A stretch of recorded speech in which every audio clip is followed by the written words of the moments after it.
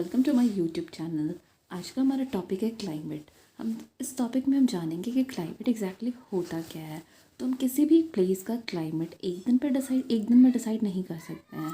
हम कह सकते हैं कि किसी भी एक पर्टिकुलर प्लेस का क्लाइमेट हम लंबे टाइम तक वहाँ के temperature, wind, humidity, snow, rain का पैटर्न का एवरेज मेजरमेंट निकालते हैं, तो उसे ही हम क्लाइमेट कहते हैं।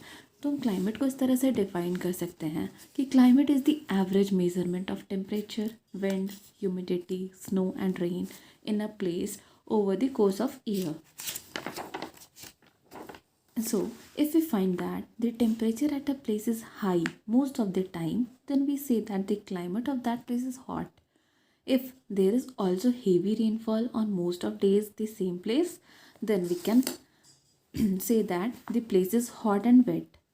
नाउ हम देखेंगे कि जो मेजर फैक्टर होते हैं जो क्लाइमेट को डिटरमाइन करते हैं, उसमें one of the major factor is latitude. Latitude हम कह सकते हैं कि it is the measurement of distance between north and south of equator. Now we can say that कि there are three temperature zone in the world. The region around the equator, equator के आसपास जो भी reason होता है वहाँ पे सन का रे डायरेक्टली पड़ता है और वो एरिया होता है बहुत ज़्यादा हॉट, और जिसे हम हॉट या टॉरिड जोन कहते हैं। On the region around the north pole and south pole where the rays of sun slant the most are the cold और फ्रिज जोन। हम कह सकते हैं कि ऐसा रीजन जो north pole and south pole में पड़ता है, तो वहाँ पे जो सन का रेज होता है वो मैक्सिमम स्लैंट होके जाता है, तिरछी होती है। दैट इज़ वाई वो जो नॉर्थ पोल और साउथ पोल का जो रीजन होता है वो फ्रिज जोन कहलाता है। हम यहाँ पे 13.4 में देख सकते हैं कि पोलर रीजन ये हमारा फ्रिज जोन होता है, and the region in between और बीच में जो रीजन होता है उसे हम टेम्परेट जोन कहते हैं। However, the climate of a place does not depend on its latitude on alone. हम कह सकते हैं कि जो क्लाइमेट है किसी भी एक पर्टिकुलर प्लेस का वो सिर्फ और सिर्फ वहाँ के लैटिट्यूड पर डिपेंड नहीं करता है। फॉर इंस्टेंस दो India has a warm tropical climate by and large, the mountain have a much colder climate. In general, temperature falls by about 1 degree Fahrenheit with every rise of 300 feet above sea level. तो कह सकते हैं यहाँ पे कि जैसे जैसे हम सी लेवल से 300 फीट ऊपर उठते हैं वैसे वैसे टेम्परेचर 1 डिग्री फ़ारेनहाइट कम होता जाता है। Now the next thing which determine the climate of a place is its closeness to the sea. अब दूसरी चीज़ कि हम किसी भी प्लेस के क्लाइमेट को हम ऐसे उस प्लेस के सी से क्लोजनेस को लेकर डिटरमाइन कर सकते हैं कि वहाँ का वेदर कैसा होगा।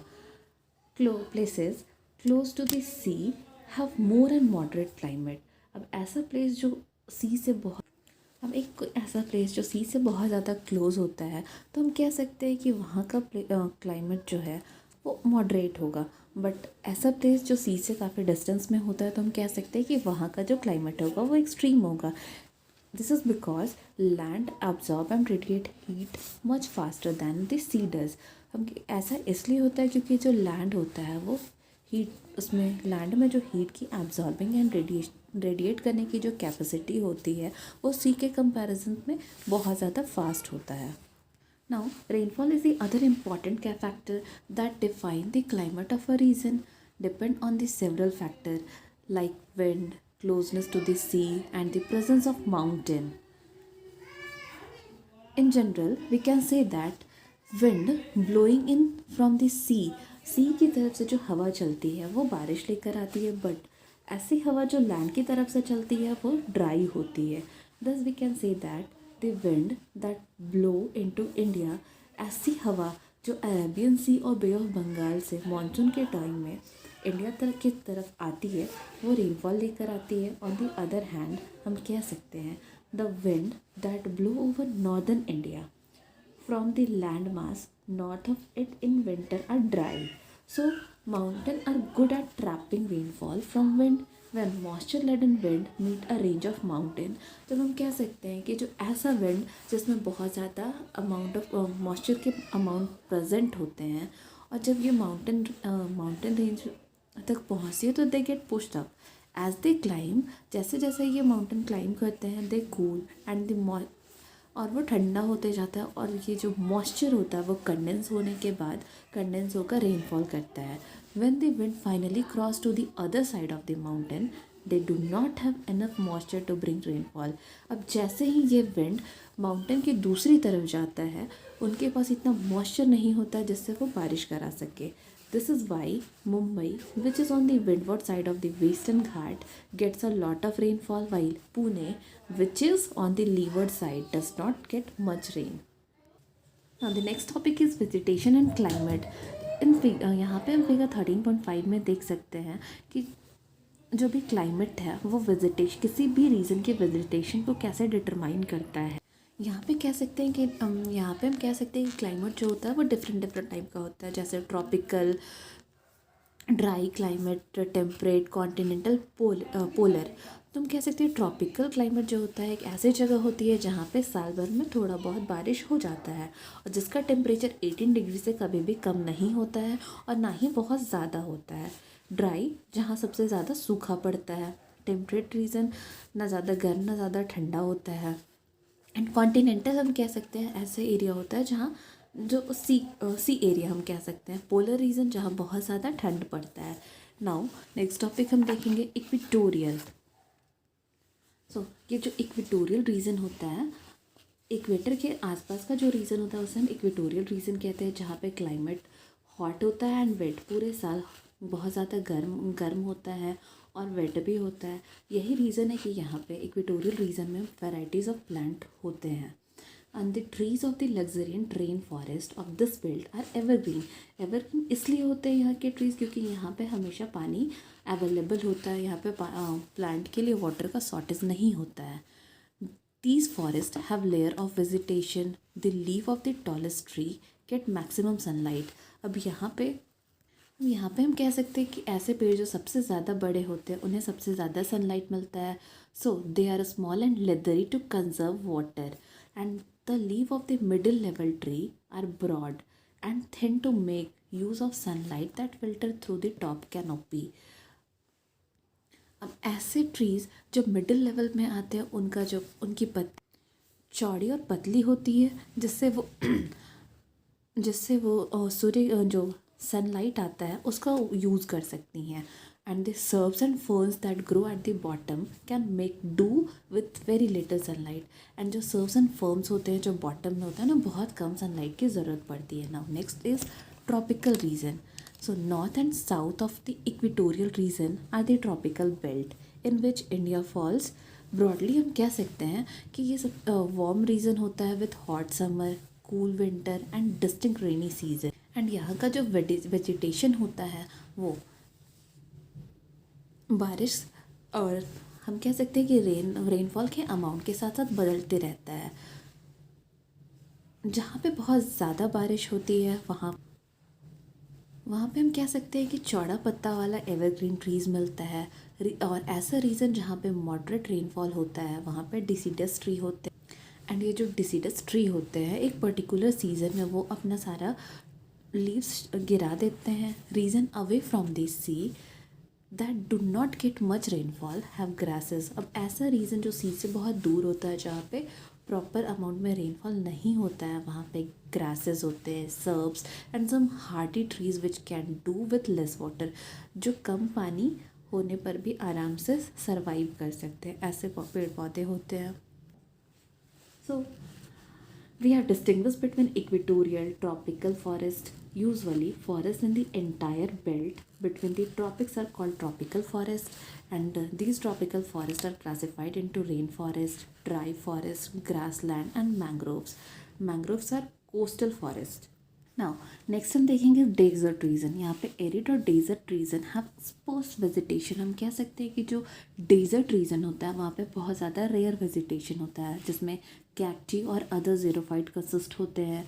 और ज़ीरोफाइट्स जो होते हैं उनमें एक स्पेशल अडेप्टेशन होता है, अडेप्टिव फीचर होता है जो खुद को बहुत ज़्यादा इंटेंस हीट और लाइट में सरवाइव करा सकते हैं. या फिर हम कह सकते हैं कि जब बहुत ज़्यादा शॉर्टेज ऑफ वाटर होता है तो they have the special adaptive feature so they can survive in desert area.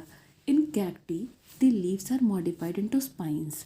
Cacti में क्या होता है, जो लीव्स होते हैं वो स्पाइंस में मॉडिफाइड होते हैं और उनका जो स्पॉन्जी स्टेम होता है उसमें वाटर कंसिस्ट होता है। एक ऐसा जिसे हम बबूल का पेड़ कहते हैं, बबूल का पेड़ and the other trees of dry region have segmented leaves to reduce the loss of water and extensive root to collect water and a waxy coating or hair on the leaves and sunken stomata are some other way of coping with a hot and dry climate. Now, temperate region. Even in tropical region, mountain vegetation is of the cool temperate type, and the evergreen trees that characterize this type of vegetation are adapted to cope with the cold dry climate. And their conical shape, conical कहने का मतलब है जैसे हम कोन देखते हैं तो ये जो कॉनिकल शेप होता है, यहाँ का जो पेड़ होता है, पेड़ पौधे, उनमें उनका शेप कॉनिकल होता है, जिससे जब स्नोफॉल होता है तो स्नो स्लाइड कर जाते हैं and their needle like leaf reduce water loss through transpiration. और इनके जो पत्ते होते हैं वो निडल लाइक स्ट्रक्चर होता है उनका, जिससे ट्रांसमिरेशन के थ्रू इनका वाटर लॉस प्रिवेंट होता है। एंड दे आर एवरग्रीन क्यों, because in this region of weak sunlight and limited water supply. और यहाँ के जो पेड़, टेम्परेट रीजन के जो पेड़ होते हैं, पौधे होती है, वो एवरग्रीन होती है क्योंकि यहाँ पे सनलाइट कम होता है एंड वाटर भी लिमिटेड होता है, लिमिटेड वाटर सप्लाई होता है and it cost less energy to retain leaves than to shed leaves and grow them again. And जिसकी वजह से पत्ते के गिरने की कंपैरिजन में पत्ते को बनाए रखने के लिए कम एनर्जी लगती है। In warm temperate region, vegetation varies from magnificent, broad-leaved deciduous tree to grasses. Grass can cope with dry climate for better than tree can. Now, next is polar region. Only mooses and short-lived flowering plant can grow on the snow-capped height of mountain and the polar region.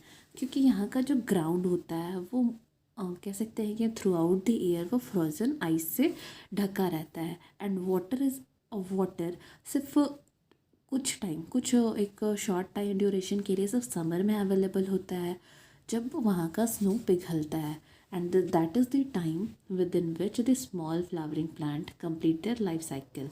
And यही time होता है जो small छोटे छोटे flowering plant होते हैं वो अपना लाइफ साइकिल कंप्लीट करते हैं। एंड जो मूसेस होते हैं they have some advantage of being able to cope with long dry spells and coming to life when water is available. The spore they produce can withstand harsh condition and give rise to new plant when the condition became favorable. जो मूसेस होती हैं उनमें लंबे time तक हम कह सकते हैं कि अगर पानी नहीं मिलता है तो भी वो सर्वाइव कर सकते हैं। They have the capability to survive over a long period. And जो स्पोर्स होता है एंड ये जो स्पोर्स होता है ये हार्श कंडीशन में भी सर्वाइव कर सकता है एंड देन जब उनको लगता है कि ये कंडीशन उनके लिए फेवरेबल है तब वो नए पौधे को जन्म देते हैं। Thanks for watching. Next video में हम देखेंगे how animal adopt. Thank you.